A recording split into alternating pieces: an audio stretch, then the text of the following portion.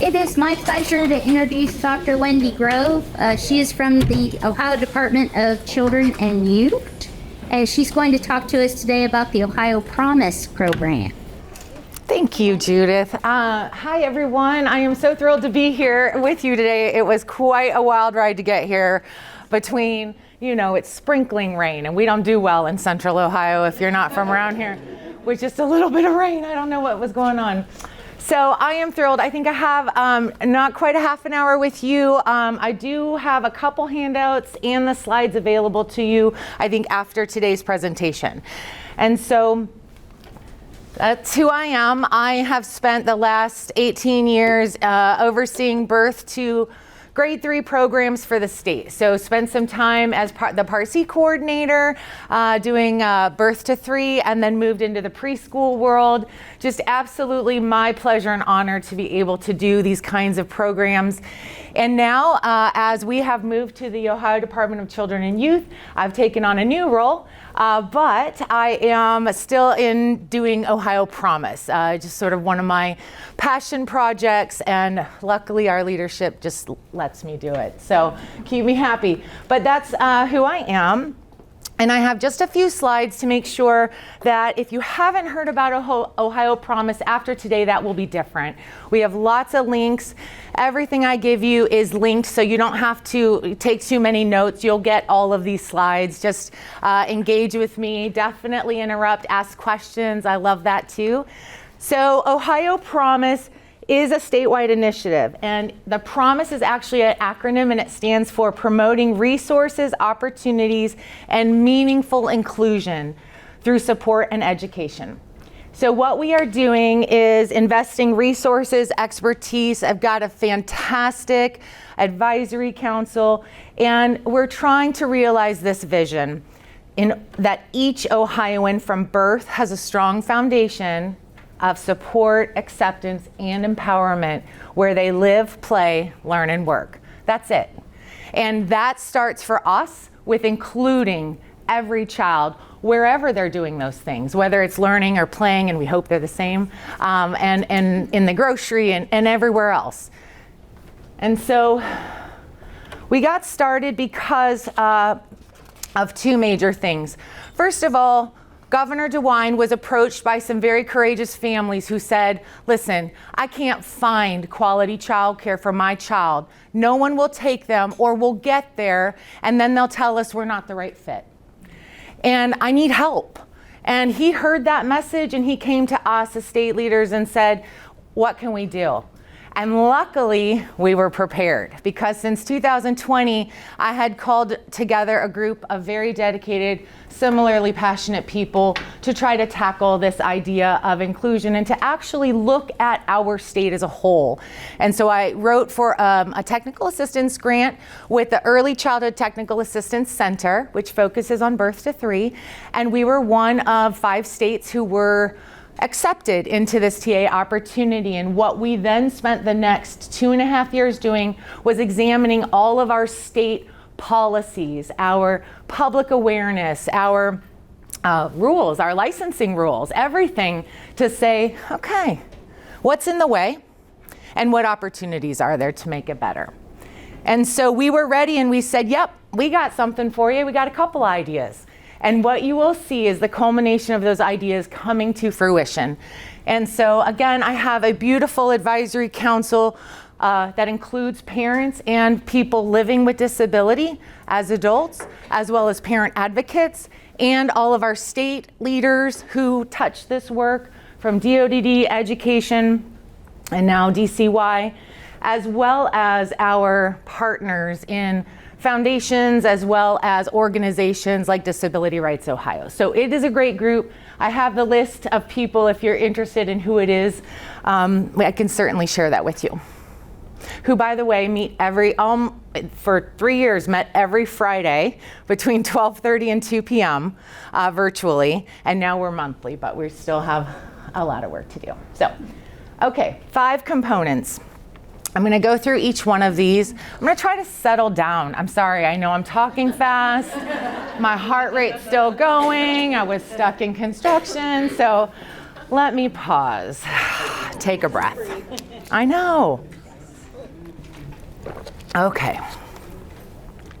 Okay, so we have these 5 components, and what you'll see is we have a professional credential, we have a program designation, so the individual, then the program they are situated in, then we have created a TA training consultation hub, which is our center of excellence, and then we have a child care choice voucher, as well as the advisory council that I have mentioned. And intentionality built all of this. We wanted something for the professional, as well as the program, as well as our families. I already talked about the advisory council.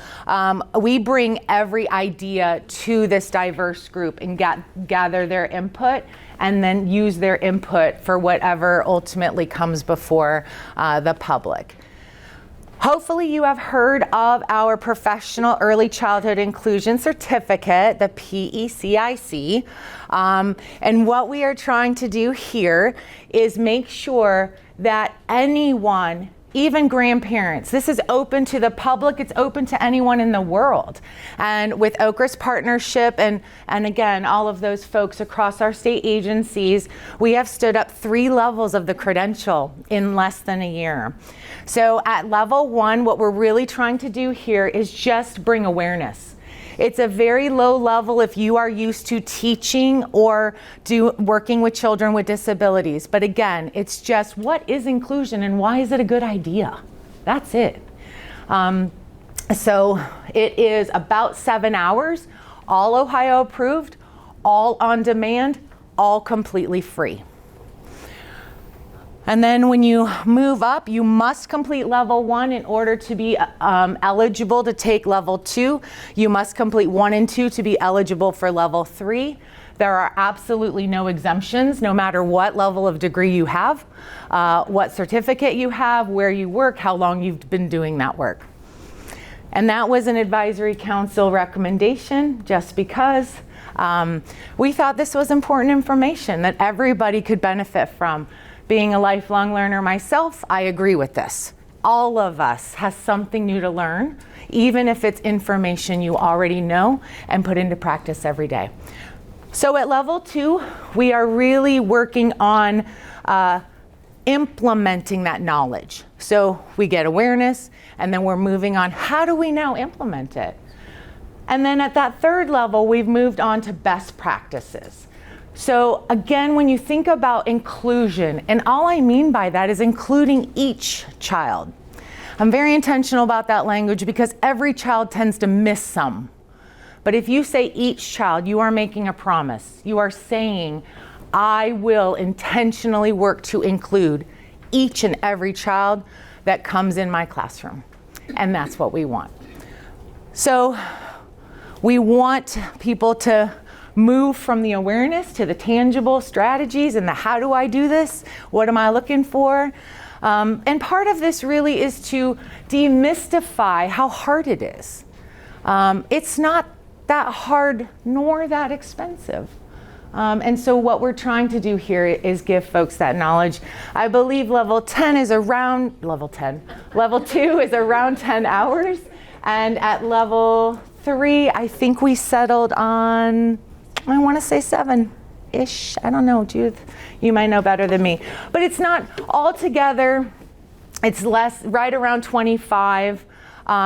We were able to give some initial incentives. I am hopeful that we will be able to do that again. I'm not promising anything. I don't hold the purse strings, but there are a group of us who are constantly trying to bring together, whether that is an incentive to complete it or a reward for completing it and an acknowledgement. And you'll see why here in just a second. So as of, I guess this is since August, but we do have, it's over, 3,500. And again, we have just been at this a year. And I'm pretty excited about this. I think this shows that we have met a need and a desire to learn more. I will always and forever believe that people who are in early childhood want to do the right thing. They are often constrained by time or resources or a lack of knowledge, and that's really what we're trying to overcome with all of this. So, all right, to the second component now. This is the program level designation. So here it is open again to anyone in our state. Our state is our focus, but again, I did just present this at the National Division of Early Childhood Conference, and we had folks from Singapore, Guam, Connecticut, all over the place. And when I said that this was open, they started to write notes. So we may start to see a few more folks joining our OPR to gain access, and that's more than fine for all of us. So in order to get what we are calling the Inclusive Childcare Program designation, you must have your one administrator and one lead teacher complete level 1 only at this point of that credential, those initial 7 hours. And once you show that you have done that, you will gain this program designation. And we have currently over 1,000 programs who have succeeded in accomplishing this program designation. And what does that mean, you might ask? Well, then they get added to this list that is in the Child Care Search webpage, so that our parents can find them, right? I know it's small, but it is there, and I'm so proud of it, because you can click that and then see and search by your home geography or wherever you live and see which of your child care in-home providers, anyone in our system, has actually taken the time to do this. I will say again, we were able to offer just a tiny little incentive in the beginning, and we are working to get another opportunity to reward and encourage this programs to keep doing this. We know that time and money are both precious, and we want to encourage people to continue this learning. And so, but this was one of our big answers to the governor when he came to us with this problem, is we need to tell our families something. And again, I am the first to acknowledge that level 1 is a pretty low level, but it's something, and it's a start. And it is still 7 hours of awareness and learning around including children of varying abilities, I like to say. So hopefully our parents and our families are using this. Another very exciting part, Pillar 3, is what we like to call our training, technical assistance, consultation hub. As you are probably well aware, across the child care and the early care and education field, we have loads of people who know loads of things. We've got whole regional systems of people who are being paid to help. But we wanted to make sure that we had some dedicated people and time and a specific way of interacting and answering the questions that we knew were out there. And so we have these guys. It is O'Cally who is running this for us, if you know them, and most of you probably do. But again, this has 3 sort of audiences. We are here for the professional themselves, anyone in the public, families, again, anyone who is just curious about what should I expect, what do you have to help me, as well as our programs and any leaders who may also have questions for us. So these are the priorities, and across the leaves are sort of the things that we are able to provide. I say we, I don't do any of this work. I pay them to do the work. It's really the extent of I advise. But so I want to tell you just a couple stats as you sort of look through this. In the first 6 months, so we spent the last 6 months of 2003 getting set up, getting the right people hired and on board. And now what we are able to say is that in the first 6 months of 2004, we provided 150 different services to 40, about half the state, about 40 of the 88 counties. They distributed almost 24,000 materials, and more than 5,000 modules were completed in those first 6 months. And when we talk about materials, what am I talking about? So here are some examples. First of all, they have a nap time series. They've done one on inclusive artwork. They've done one on destructible toys. These will become available on demand here in the next month or two. They are working on that. I keep saying we. But everyone who participates in these nap time series, and yes, the name is not clever. It is exactly what it says. It happens during nap time. We really do hope to get our professionals when they do have a moment, but they need to be where they're at. And so and the last one had over 300 participants. And so people definitely are excited about these, but the first 50 people who sign up and register then are sent a kit related to the topic of that webinar. They're also doing quarterly newsletters. So in here you'll find inclusion tips and strategies, information, events, those kinds of things. And you can sign up for all of this on the webpage.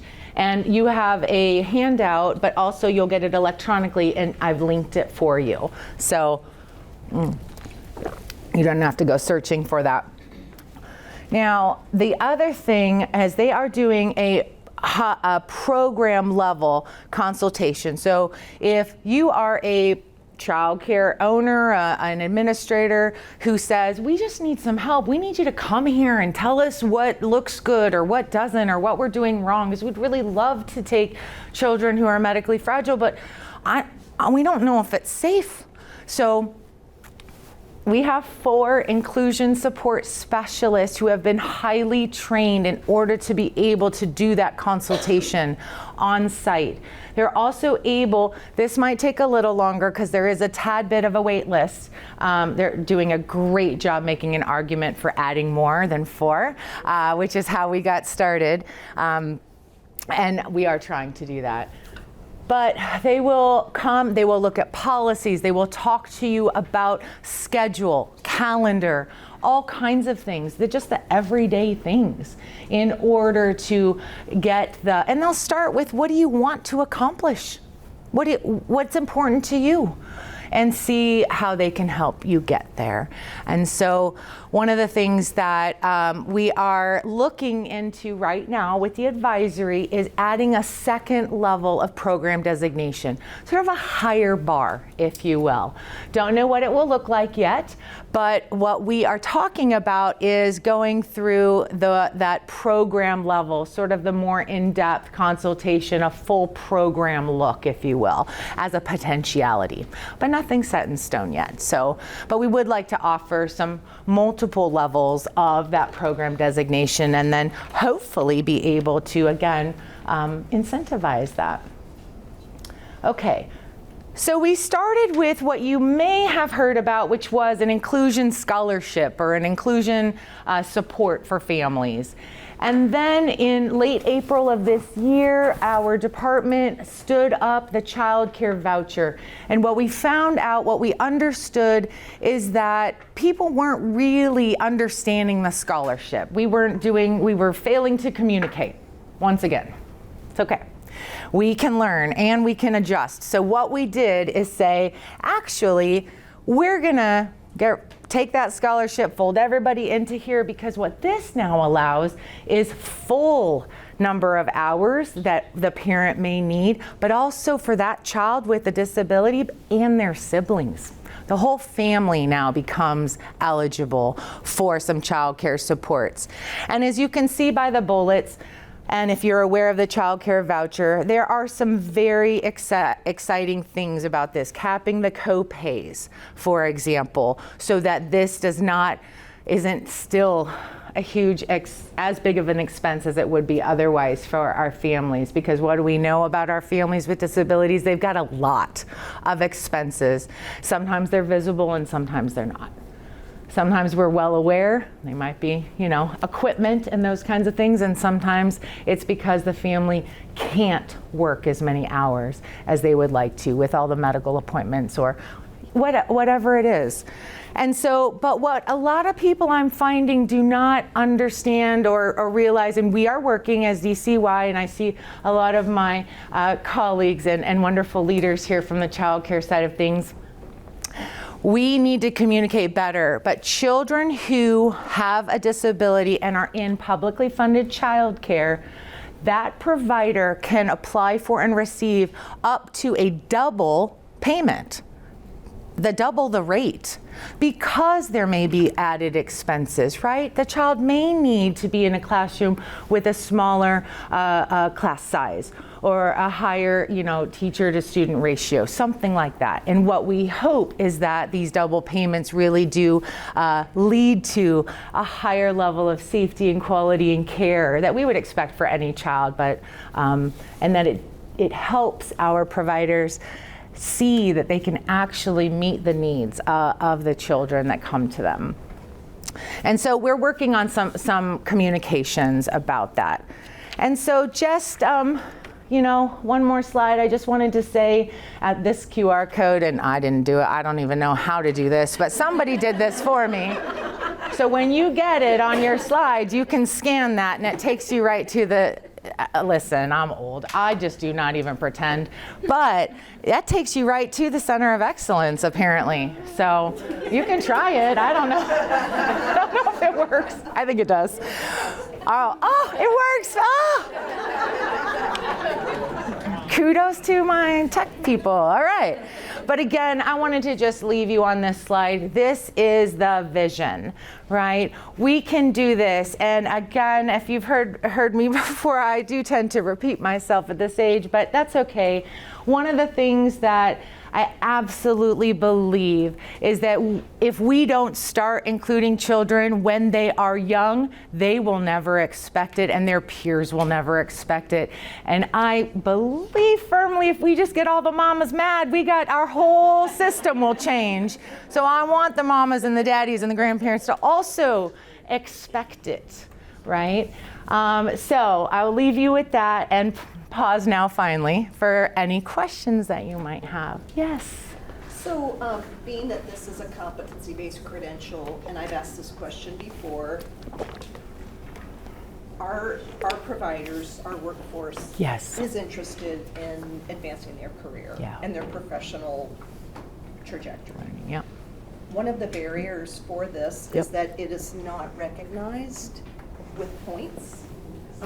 Is there any talk about how this can also be an alternative pathway to those points so that programs who go through this, because this is a wonderful program and it's homemade, it's from Ohio. Yep. Why not keep this native and have an alternative credential to the CDA so that programs and providers can accelerate their career, keep their ratings in a way that is more perhaps meaningful in meeting the needs of those special learners in their care. I love it. I love it. I know that there is a team of people working on that exact thing that you are talking about, right? So I definitely wrote it down. I'll make sure that they get it, but they're considering all kinds of things that we may be currently missing and could enhance that. So I'll get it to them. It's a great idea, and connecting those dots, fantastic. Yes, go ahead. Okay, so I actually have two questions. Great. So one is for you specifically. If I wanted to take this as a higher ed person, is there a way for me to get level 3 since I don't work in a center? Like, is there a pathway for a higher ed instructor to get? I would just like to do it so I know what I'm getting or telling my students about. Can you get to level 3 without doing 1 and 2? No, can I? Because it said level 3 was for people working in centers already. So I don't work in a I need to fix that then. Okay. We removed that. Okay. I'm so sorry. Yeah, all levels are available to all people. Okay, so my second question is a little bit more for the room. I think this is really awesome and I would love to include it into a class. Does anybody include any of these like little micro credentials in a course already. I don't know if anybody, if it would be Good. appropriate. Yeah. Okay, just because my wheels are spinning. I think it's great, and I would love. I teach an administration class, and I think it would be great for them to get this credential, so that if they ever wanted to open a center or apply for an Yes. administration job, hey, I'm already qualified in this, and we Beautiful. can get the center like certified.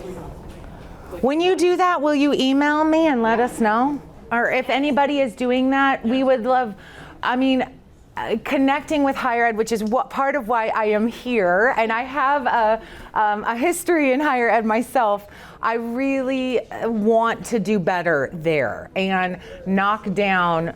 There are so many pathways, it's so confusing, but this is an opportunity, and I'd be thrilled that we could take it, please. Okay, this credential, I have 2 questions. Yes. What age group does this focus on? So it is focused on birth to 5, but it is not limited, but it's birth to 5. And then do they have to be part of a program to, where do you access this training? Because I have students who Yeah. come in higher ed as well. Yep. But I think this would be beneficial for a class that Yep. has nothing to do with child. Yeah, sure. Yes, and we did try, although we talk about it as early care and education settings. So really wherever they are. You will get this handout electronically, and to get to the credential is right here. It is through the Ohio Professional Registry. So on Okra's website, under the professional, it is listed there as one, just like the infant and early childhood mental health credential is another one. In the past, if I've tried to get them to take trainings without being employed somewhere, it wouldn't let them move forward. Oh, you They can. had to pick an employer Nope. where they can access other information. I don't, Shauna, What that's, we ran into, I thought.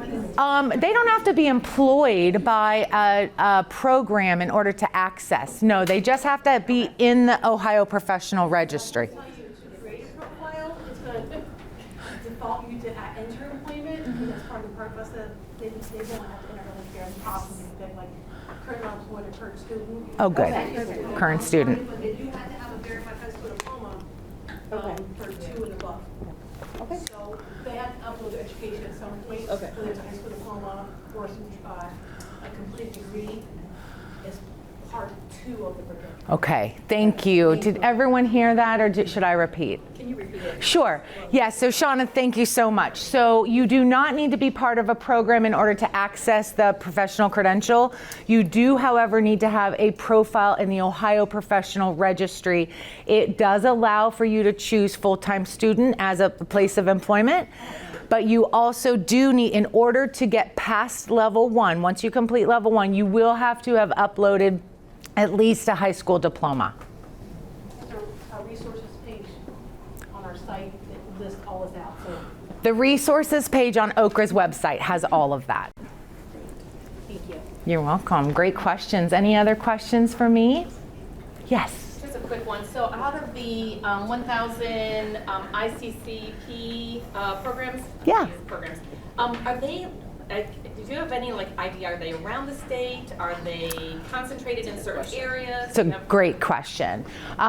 We haven't done an overlay on a map yet, but from when we have run it, because you can grab it off of that search, and from what I've seen, they are literally scattered everywhere. So then that's about, let me do some quick math, 12% of our total licensed programs, right? So we've just almost 9,000. 8,800, and we're at 1,000. And that's an old stat too, so I'm hoping we're going up. But also I think we will go up when we give another level. I think, or incentive or something. So, but right now it looks nice and dispersed. So, yeah. Okay, last thing I will say then before I leave you is I put some of these, we had a nice, lovely little write-up on this, a little trifold from the Ohio Leadership Advisory Council, and I brought what I thought would be enough, but I have tons in the office. I'm irritated I didn't bring more, but over there on the table. So if you want to take one, please, and you can always reach out to me. I, again, feel very fortunate I get to do this, and so any questions, whether they occur to you later, another time. So thank you for your attention.